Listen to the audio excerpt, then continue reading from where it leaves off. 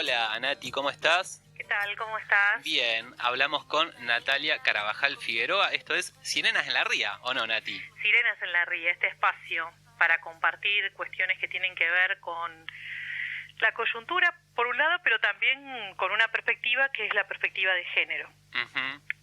Y hoy quiero compartir específicamente un desglose de algunos datos que surgen del observatorio que lleva adelante el Observatorio Mumalá, así se lo conoce, que es el Observatorio Mujeres, Disidencias y Derechos, que lleva adelante el colectivo Mujeres de la Matria Latinoamericana, y justamente este es uno de los observatorios que más se observa al momento de pero que se consulta al momento de querer tener datos vinculados a las extremas violencias de género, en este caso el femicidio, los femicidios.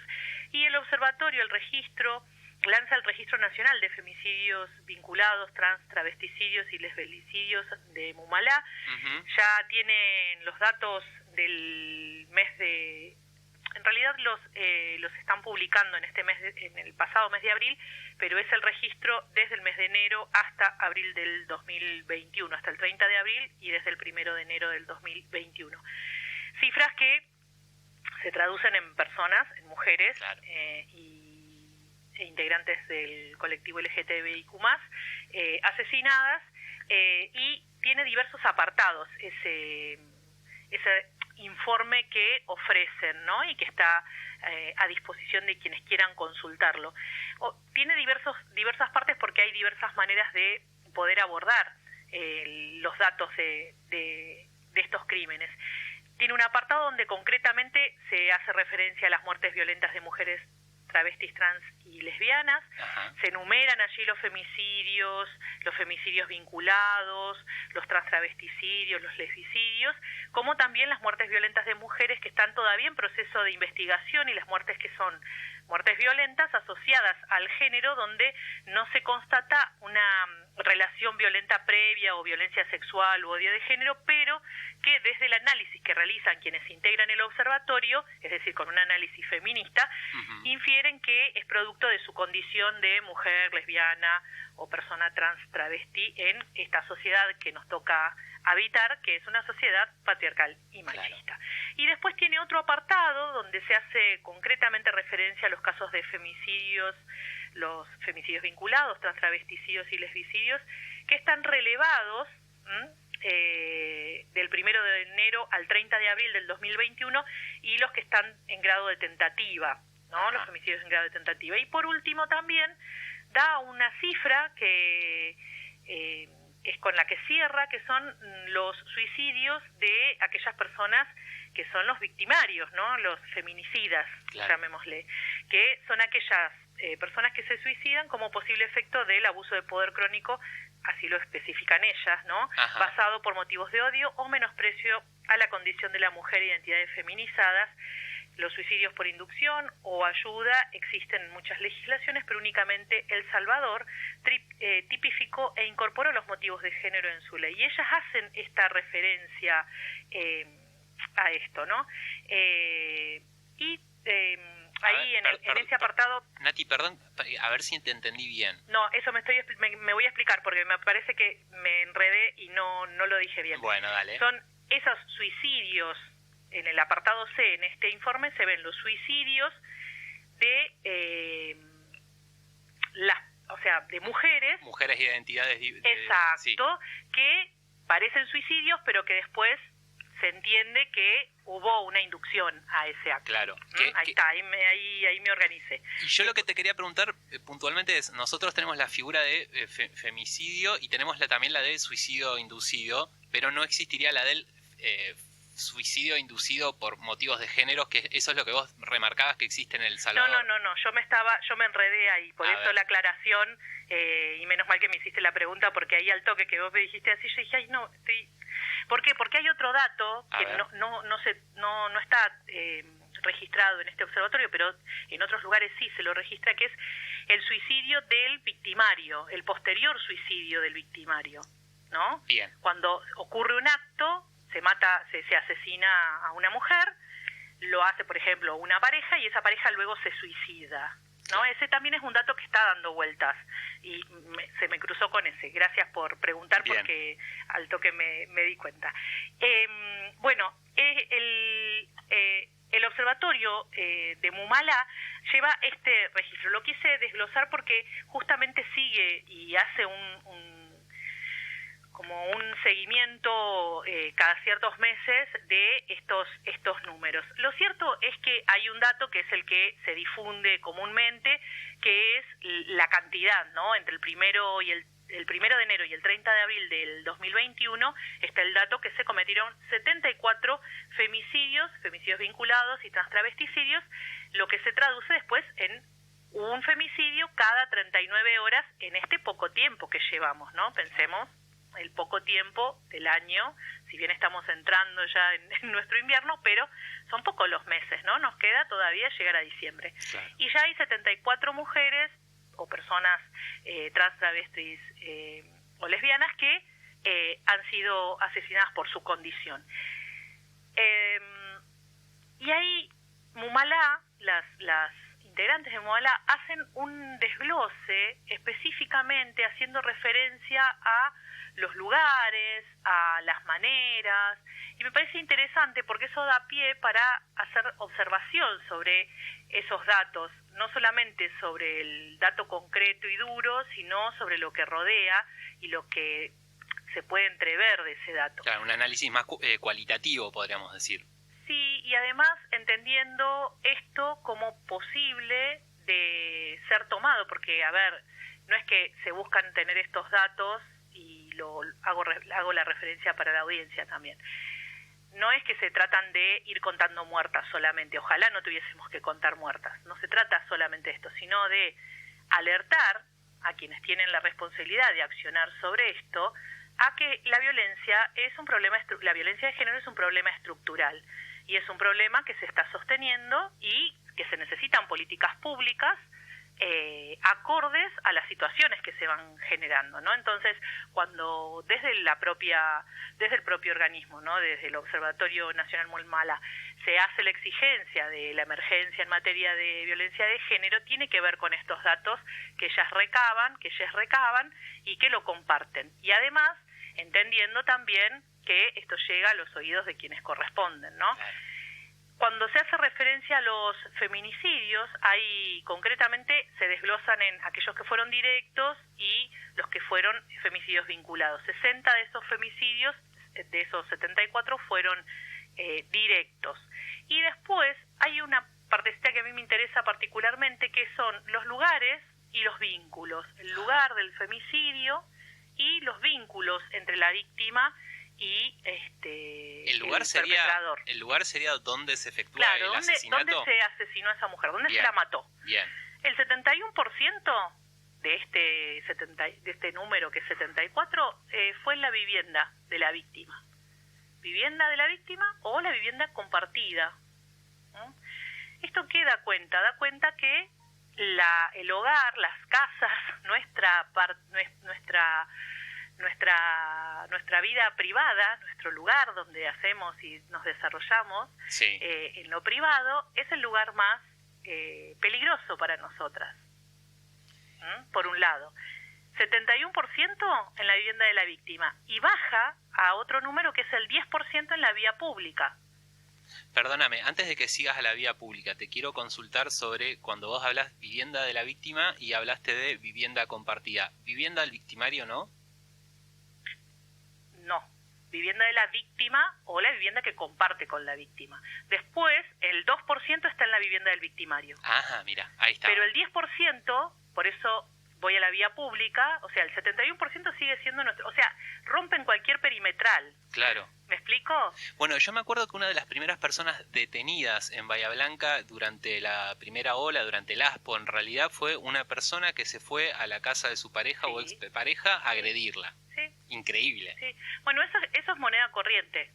Y por eso se hace esta diferenciación. Vivienda de la víctima, le sigue la vía pública, le sigue otro que no es menor, el trabajo de la víctima, el 3%, pero Sí, no ocurre. deja de ser significativo, porque el Y trabajo es ahí, un lugar claro, público. claro.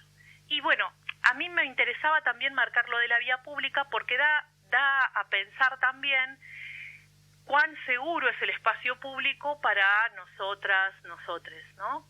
¿Cuáles son las diferenciaciones que hay en los derechos y de disfrute y de tránsito en la vía pública y de seguridad para varones como para mujeres y disidencias, ¿no? Y ahí a mí me interesa también, a veces hago solamente mujeres, pero por una cuestión de generalizar, no es por evitar los otros géneros, ¿no? Uh-huh. Pero digo, el espacio es más benévolo y está preparado para que vos, varón, te sientas mucho más cómodo y más seguro. Claro. ¿No? Sea la hora que sea, ¿no? Sí. Bien, eso me interesaba marcarlo. Y después otro de los datos es también el vínculo. Y el 63% de estos femicidios fue cometido por parejas o exparejas, el 14% por conocidos, personas conocidas de la víctima, hombres, estamos hablando de hombres. Sí. Y después ya baja a un 5 o un 7 cuando son familiares directos o indirectos. Me interesaba esto del 63% que son cometidos por parejas o exparejas, porque ese es un número que se sostiene, tanto el del vínculo como el del lugar, ¿no? Y ahí hacer referencia a la importancia de estas difusiones que se hacen, por ejemplo, en campañas cuando hablamos de noviazgos para generar noviazgos sin violencia, ¿no? Claro. Que parecería ser, bueno, algo que está fundamentado y obviamente hace años que se viene realizando, pero la necesidad de seguir profundizando en estas cuestiones, ¿no? Claro. ¿Para qué? Para que entendamos que existen otras maneras de vinculación, existen otras maneras de vinculación, hablo yo de vínculos de pareja, donde no existe el control, donde no exista el con quién estás hablando, donde no exista el no trabajes, donde no exista qué te estás poniendo, que permita la libertad de acción por un lado. Y por otro lado también la importancia de que desde temprana edad empecemos a reeducar a niños y niñas y adolescentes y jóvenes y personas adultas, ¿por qué no también?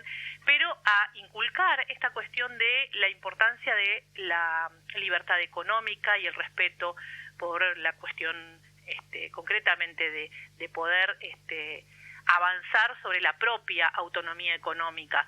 Y cuando pienso en esto, pienso específicamente en las mujeres y el vínculo con lo laboral que hablábamos la otra vez, ¿no? Entonces, ahí me parece que hay un foco interesante donde obviamente el Estado ya va poniendo su mirada, pero es necesario reforzarla. Hay una encuesta que se hizo hace algunos años, que recuerdo yo, que se hizo en la provincia de Buenos Aires, haciendo referencia específicamente a las conductas dentro de las relaciones de pareja en todas las edades, ¿no? Y hay un amplio porcentaje que fue respondido por jóvenes, personas jóvenes entre 14 y 33 años. Ajá. Y en esa encuesta que se llevó adelante a través de la Defensoría de la Provincia de Buenos Aires, en esa encuesta surge un dato que es interesante, que es que el 90% de esas personas encuestadas eran mujeres y hacían referencia, ¿no?, a todos datos, y se relevaron y recogieron datos que tienen que ver con violencia física, sexual, simbólica, ¿no? Y bueno, en ese caso, 2 de cada 10 personas manifestaron haber vivido una situación de violencia física, y el 86% de quienes afirmaron haberse encontrado en esas circunstancias eran mujeres, ¿no? Esto pensemos que estamos haciendo referencia al 2019 y también haciendo referencia a esto con esta nueva manera de entender y de poder difundir todas estas temáticas que ha traído, ¿no?, el Ni Una Menos y toda esta situación de violencia extrema que se vive en cuanto a género, y ha tenido como ha sembrado, ¿no?, también en poder reconocer las violencias, ¿no? Antes quizás yo hablo no por autorreferencia, pero digo, en mi edad, adolescente quizás no reconocía ciertas situaciones de violencia. Hoy esa información tiene que circular. Se trata de difundir más en espacios de estas características, pero es necesario. Ahí la importancia de la ESI, la importancia del poder conversar y dialogar acerca de la autonomía, de la soberanía sobre el propio cuerpo, la equidad en los vínculos, la posibilidad de que exista un vínculo sin ningún tipo de violencia, ¿no? Y empezar a reconocer las violencias concretamente. Claro. Que quienes saben, cuando te dan los talleres de noviazgo sin violencia, justamente te hacen referencia a la importancia de empezar a detectar acciones de control que se realizan a temprana edad o a temprana inicio de ese vínculo, para después evitar otras situaciones, ¿no? Claro. De eso se trata. Y principalmente empezar a deconstruir esta idea del amor romántico en el que hemos sido subsumidas, principalmente las mujeres. También los varones llevan su costo, pero bueno, a nosotras nos matan una cada 39 horas. Entonces, sí, hay una simetría. Hay una simetría, digamos. Claro.